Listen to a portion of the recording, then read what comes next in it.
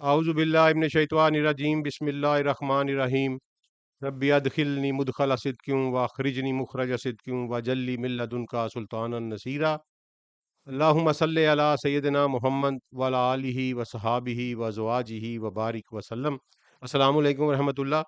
आज दूसरी नशिस्त में हम कुरान पाक पढ़ने का सिलसिला कंटिन्यू कर रहे हैं और इंशाअल्लाह ये डेली जो है ये तकरीबन मैंने सोचा है कि 7 से 8 बजे के दरमियान शाम को वीडियो अपलोड कर दिया करेंगे। और बहुत सारे लोगों ने, दोस्तों ने जो मशवरा दिया है, वो सब ने डिससैटिस्फैक्शन का इज़हार किया। 15 मिनट के सब कह रहे थे बढ़ाएँ। देखिए एक्चुअल ना मैं आपकी डिस्पोज़ल पे हूँ, मेरी तरफ से आप 2 घंटे का रख लें। लेकिन ये जो तरीक़ाकार है मेरे उस्ताज़ा ने समझाया और रसूलुल्लाह सल्लल्लाहु अलैहि वसल्लम का भी ये तरीका है, आहिस्ता-आहिस्ता, थोड़ा-थोड़ा। तो मैंने ये इस पे सोचा है कि हम कम से कम 1 आयत ज़रूर मुकम्मल करेंगे। 15 मिनट में 2 हो जाएँ, 3 हो जाएँ, 4 हो जाएँ, लेकिन अगर एक कोई आयत लंबी हुई, जहाँ वज़ाहत लंबी हुई, तो हम 1 आयत ज़रूर मुकम्मल किया करेंगे, चाहे 15 से 17, 18, 19, 20 हो जाए। तो कल दूसरी ये एक माफ़ी चाहता हूँ कि कल मैं फ़रते जज़्बात में आके तो ला रैब फ़ीही भूल ही गया, उसको मैंने एक्सप्लेन ही नहीं किया। तो I beg pardon for that. तो बड़ी मेहरबानी जिस भाई ने गलती का निशानदेही की, और ये करते रहा करें, कोई मसला नहीं है इसमें। रैब जो है, रैबा का मतलब ये होता है कि अनसर्टेनिटी, डाउट। और इसके अलावा इसका एक बड़ा खूबसूरत मीनिंग है। एक तो हुआ ना शक हो गया, गैर यकीनी होगी कैफियत। एक ये है कि डिस्कम्फर्ट इन द माइंड। ये सबसे इम्पोर्टेंट मीनिंग जो डिक्शनरी में था, और मुझे सबसे ज़्यादा मज़ेदार भी लगा कि देखें कुरान की सिफ़त जहाँ बयान होगी, तो वहाँ जो लफ़्ज़ अल्लाह यूज़ करेंगे, वो सारे के सारे ही उसके मीनिंग इसके ऊपर लागू होंगे। दूसरी जगहों के वाक़यात के सिलसिले में सियाक़ो-सबाक़ को देखा जाएगा, क्योंकि अरबी मल्टी मीनिंग के वर्ड्स हैं इसके। तो रैबा का मतलब जो है, एक तो डाउट है, एक इसका मतलब है कन्फ्यूजन, यानी शक, उलझन, और दूसरा है discomfort in dissolution in the mind. तो ये अल्लाह ताला कह रहे हैं कि ला रैब फीही, इसमें किसी किस्म का कोई शक नहीं है इस किताब में। ये आगाज में अल्लाह कह रहा है कि ये किताब है और इसमें किसी किस्म का कोई शक नहीं है, इसमें डाउट नहीं है, इसमें किसी किस्म की कंफ्यूजन भी नहीं है, इसमें किसी किस्म की कंट्राडिक्शन भी नहीं है, और साथ-साथ ये कभी भी आपके माइंड को उलझाएगी नहीं, आपके माइंड में डिस्कम्फर्ट नहीं पैदा करेगी। ला रैबा, कि ये रैब पैदा नहीं करेगा होगा इस कुरान, ये है इसका।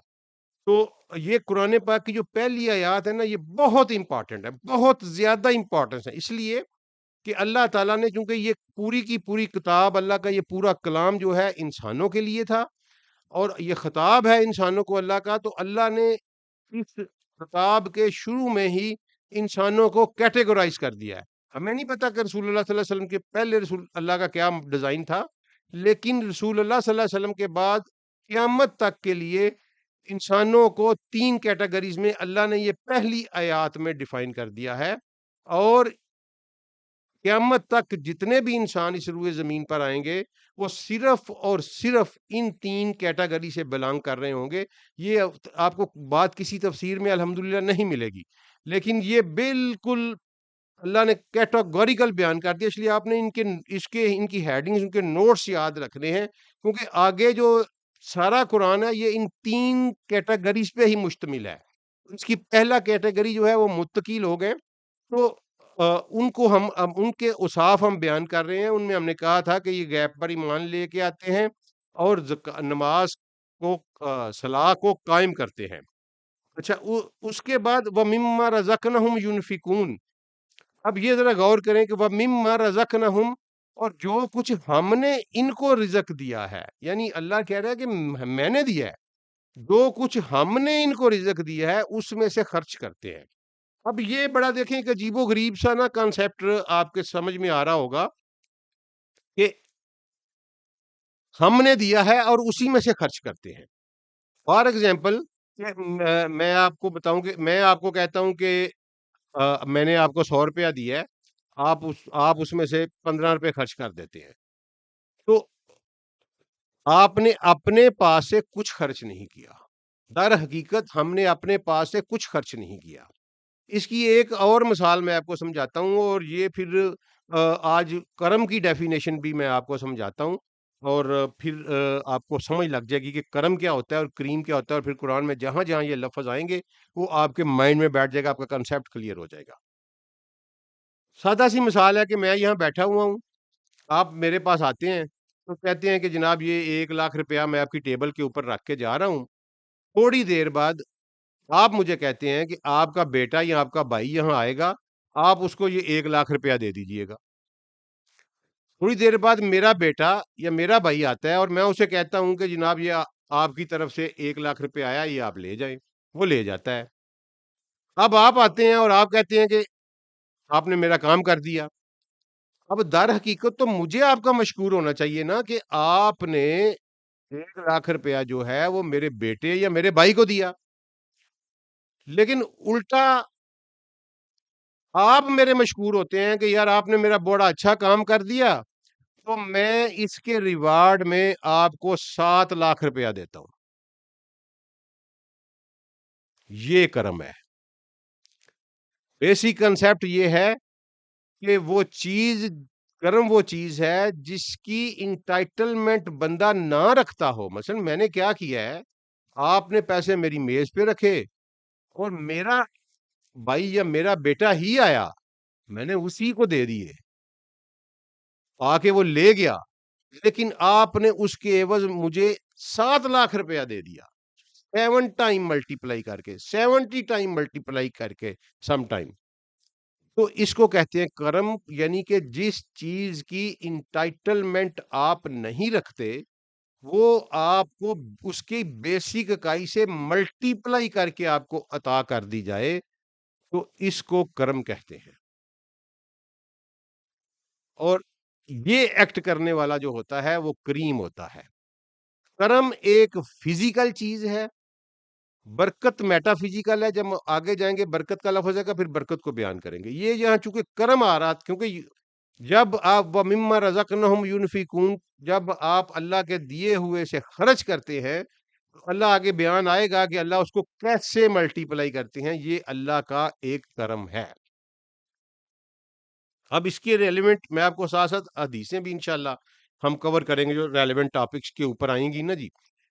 اگل اس میں ایک بڑی خوبصورت حدیث ہے کہ رسول اللہ صلی اللہ علیہ وسلم کسی سفر میں تھے، تو ایک بدوی عرب، ایک دیہاتی عرب آیا اور اس نے سیدی کی سواری کی لگام پکڑ لی اور کہا کہ یا رسول اللہ قیامت والے دن حساب کون لے گا؟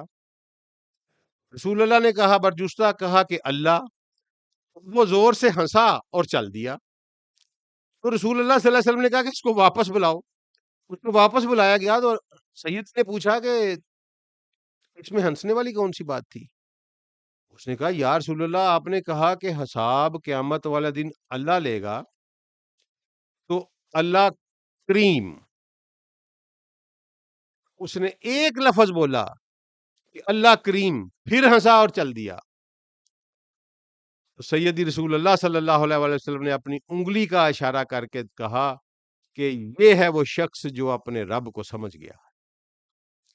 وہ عربی تھا، خالص عربی تھا، بدوی عربی تھا، وہ کریم کے کرم کے مطلب کو سمجھتا تھا۔ اس نے یہ فوری طور پر اس نے یہ اندازہ لگا لیا کہ اللہ کریم ہے، اور اگر اللہ حساب لے گا تو وہ مجھے میری انٹائٹلمنٹ سے ملٹیپلائی، جو صفر انٹائٹلمنٹ ہوگی اس کو بھی ملٹیپلائی کر کے دے گا۔ اس کو کچھ محدثین نے کہا کہ جب کریم حساب لیتا ہے تو بڑا آسان لیتا ہے، یہ بات نہیں ہے۔ جب کریم حساب لیتا ہے تو سمجھے وہ حساب لیتا ہی نہیں ہے۔ یہ ہے اللہ کا کرم، اور اس کا مستحق انسان کب ہوتا ہے؟ جب وہ وَمِمَّا رَزَقْنَاهُمْ يُنْفِقُونَ۔ یہ ہم متقیوں کی بات کر رہے ہیں۔ آج اس متقی یہ پہلی کیٹیگری جو ہے اس کو انشاءاللہ مکمل کریں گے۔ آگے اگلی آیت ہے جی، وَالَّذِينَ يُؤْمِنُونَ بِمَا أُنزِلَ عَلَيْكَ وَمَا أُنزِلَ مِن قَبْلِكَ وَبِالْآخِرَاتِ هُمْ يُوقِنُونَ۔ یہ وہ لوگ ہیں جو ایمان لے کے آتے ہیں اس پر جو ہم نے آپ کے اوپر اتارا ہے۔ یعنی اس میں ہر وہ چیز آ گئی، قرآن پاک بھی آ گیا جو کہ جس کو ہم وحی مطلوع کہتے ہیں، اور وحی غیر مطلوع بھی آ گئی۔ رسول اللہ صلی اللہ علیہ وآلہ وسلم کا سورہ نجم کی جو آیت ہے کہ یہ جب بھی بولتا ہے میرے حکم سے بولتا ہے، یہ کچھ نہیں بولتے سوائے اس سے کہ جو ان پر وحی کیا جاتا ہے، تو میرے رسول کا ہر حکم جو ہے وہ اللہ کی وحی ہے، میرے رسول کا ہر لفظ اللہ کی وحی ہے، وہ سارا اللہ کی طرف سے نازل ہوا ہے۔ اب وہ وحی غیر مطلوع ہے یا وحی مطلوع ہے، قرآن پاک ہے یا غیر قرآن ہے وہ وحی۔ تو اس لیے ہر اس بات پر، ہر اس ایکٹ پر، ہر اس اشارے پر، ہر اس اسبات پر، ہر اس نفی پر جو میرے رسول نے پرفارم فرمائی، ہم نے 100% ایمان لے کے آنا ہے۔ ایک تو یہ ہوگی کہ جو ہم نے آپ پر نازل کیا ہے۔ اچھا پھر آگے وما انزل من قبلک، اور جو کچھ آپ سے پہلے نازل کیا گیا ہے، یہ اس پہ کیوں ایمان لانے کے لیے کہا گیا؟ ٹھیک ہے کہ رسول اللہ صلی پرانی رسالتیں جو ہے وہ تو اپنا وقت کر کے گزر گئیں، نئی رسالت جب بھی آتی ہے پرانی جو ہے وہ اپنا وقت پورا کر کے سمجھ لیں ریٹائرمنٹ ہو گئی، اپنی ایج پوری کر لی انہوں نے۔ تو یہ جو بات ہے کہ یہ پھر کیوں ہمیں یہ کہا گیا یا قیامت تک کے آنے والے انسانوں کو کہ آپ نے اس پہ بھی ایمان لے کے آنا ہے، اور اس سے پہلی جو ہے ان پہ بھی ایمان لے کے آنا ہے؟ وہ اس لیے کہ دین پہلے دن سے ہی ایک ہے، دین پہلے دن سے ایک ہے، اس میں انسان کی عقل اور اس کے تغیر، اس کی ایوولوشن کے مطابق اللہ تعالیٰ تبدیلیاں فرماتے رہے۔ اس کا بیسک تھیم جو ہے وہ توحید اور اللہ کے بنائے ہوئے قوانین کے تحت زندگی گزارنا یعنی عبادت ہے۔ اس کے علاوہ کوئی اور دین نہیں، بیسک دین پہلے دن سے اسلام ہے، اور بیسک دین ایک ہی ہے۔ اس لیے کہا گیا کہ یہ جو کچھ میرا سلسلہ چلا آ رہا ہے، جو کچھ میں نے آپ صلی اللہ علیہ وآلہ وسلم پر نازل کیا ہے، یہ اسی سلسلے کیا معراج ہے، منتہج ہے، یہ اسی سلسلے کا منہاج ہے، یہ ہے۔ اچھا آگے کا اولئک علی ھدی من ربہم واولئک ھم المفلحون۔ اب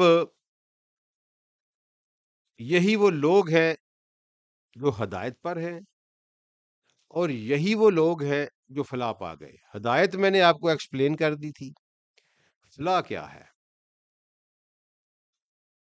وہ ریوارڈ جو آپ کو ہدایت پر عمل، ہدایت کے رستے پر چلنے کی وجہ سے وہ آپ کی انٹائٹلمنٹ بنتی ہے، کرم بیانڈ انٹائٹلمنٹ ہے، سمجھیے گا۔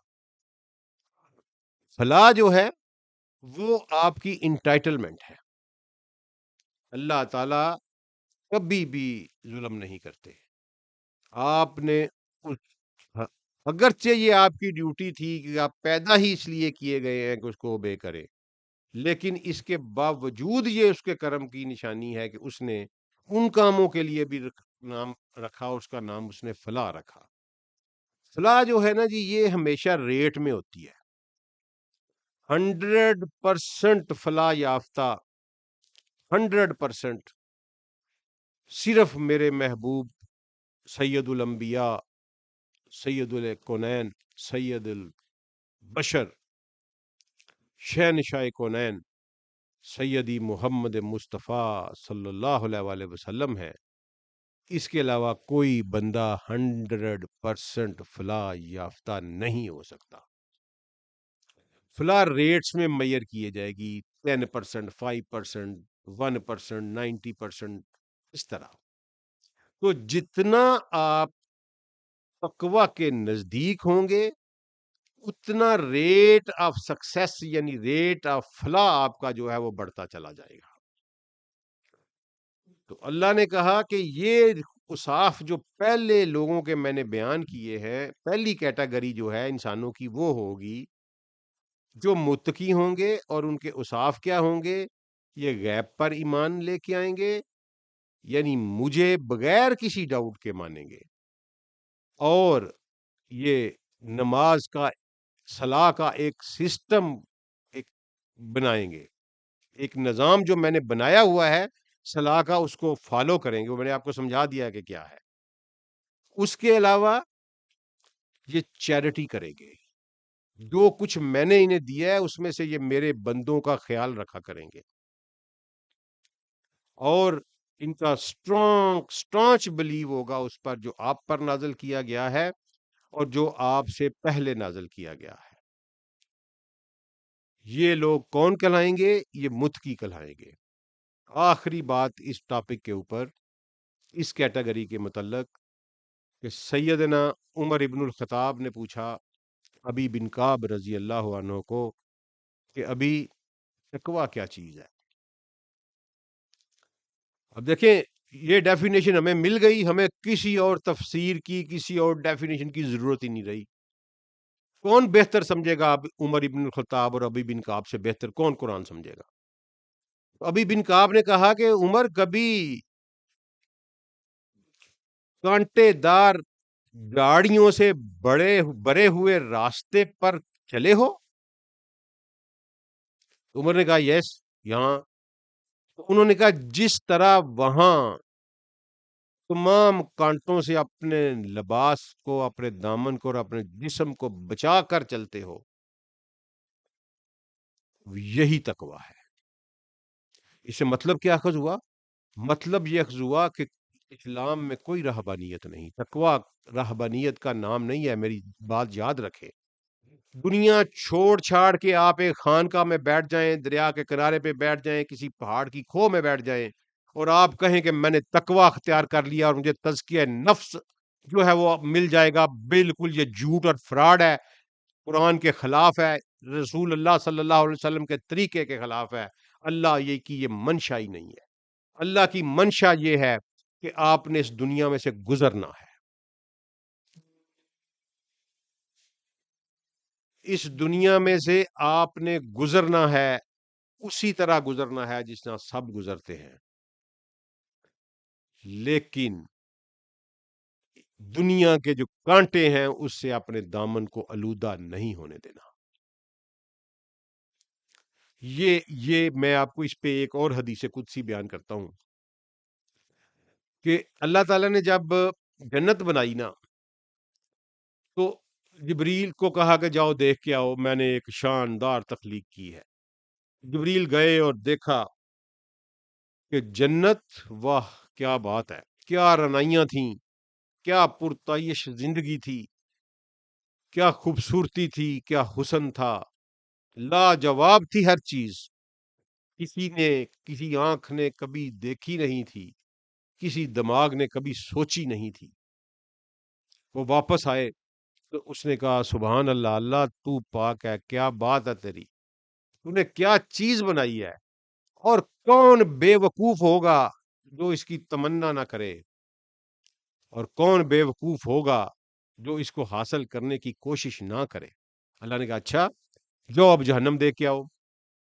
وہ گئے اور جہنم کو دیکھا، اوئے ہوئے کیا ہول ناکیاں تھیں، غضب تھا، آگ تھی، چیخو پکار تھی، آہو بکا تھی۔ واپس آئے جبریل، کہا اللہ استغفر اللہ، اللہ مجھے اس سے بچائیں، اللہ مجھے معاف کر دے، اللہ مجھے معاف کر دے، اور کون بے وقوف ہے جو اس راستے کی طرف چلے گا، اس کے راستے کی طرف چلے گا۔ اللہ نے کہا اچھا اب جاؤ دوبارہ جنت کو دیکھ کے آؤ۔ اللہ نے اس جنت کو کے رستے کو مصائب و آلام سے بھر دیا۔ وہاں مشکلات تھیں، وہاں آزمائشیں تھیں، وہاں ابتلائیں تھیں، تکلیفیں تھیں، وہ رستہ پل تھا ہارڈ شپ سے۔ جبریل واپس آئے، اس نے کہا اللہ کوئی بڑا ہی مشکل ہے جی وہاں تک پہنچ سکے۔ اللہ نے کہا اچھا اب جاؤ جہنم کو دیکھ کے آؤ۔ وہ جہنم کو دیکھنے گئے تو اللہ نے اس کے رستے کو رنگین اور رنائیوں سے بھر دیا۔ وہاں ڈانس تھا، وہاں پارٹیز تھیں، وہاں رقص تھا، وہاں سرود تھا، وہاں نائٹ کلبز تھے، وہاں کسینوز تھے، وہاں نیوڈ بیچز تھے، وہاں بہت کچھ تھا۔ جبریل واپس آئے، انہوں نے کہا اللہ کوئی بہت ہی خوش قسمت ہوگا جو اس سے بچ سکے. یہ ہے، یہ کنسیپٹ ہے جنت اور جہنم کا. یہ کانسیپٹ ہے تقوی کا. تقوی وہ ہے، آخری مثال چھوٹی سی آپ کو دے کے آپ کو بات سمجھ آ جائے گی کہ تقوی کیا ہے. ایک حقائق ہے کہ ایک بادشاہ تھا اور اس نے اپنے وزیر کو کہا کہ آج میری سلطنت میں، میرے کیپٹل میں میلہ ہے، میری جو رعایا ہے وہ عیش و عشرت کر رہی ہے، جشن کر رہی ہے، رقص و سرود ہو رہا ہے. جاؤ اور دیکھو کہ لوگ کیا کر رہے ہیں، اور مجھے ایک ایک بندے کی آ کے رپورٹ دو کہ کس مقام پر کیا ہو رہا تھا، کس چوک پہ کیا ہو رہا تھا. لیکن ایک دودھ کا پیالہ تمہارے اوپر میں رکھ رہا ہوں، یاد رکھنا کہ دودھ کے پیالے میں سے ایک قطرہ باہر نہ نکلے. اور جلاد کو کہا کہ اگر ایک قطرہ دودھ کے پیالے کا چھلکا، اسی وقت اس کی گردن اتار دینا، تلوار لے کے اس کے پیچھے پیچھے چلتے رہو. وہ وزیر واپس آیا، دودھ کا پیالہ سر سے اتارا. بادشاہ نے پوچھا ہاں بتاؤ کیا دیکھا؟ اس نے کہا بادشاہ سلامت، کچھ نہیں دیکھا. ساری توجہ دودھ کے پیالے پہ مرکوز تھی کہ ایک قطرہ بھی باہر گر گیا تو گردن اڑا دی جائے گی. کچھ نہیں دیکھا. یہ ہے تقوی. دنیا سے گزر کر دنیا کی علائشوں سے پاک ہونا، بچ جانا، اللہ کی پناہ میں رہنا، یہ تقوی ہے. السلام علیکم ورحمۃ اللہ وبرکاتہ.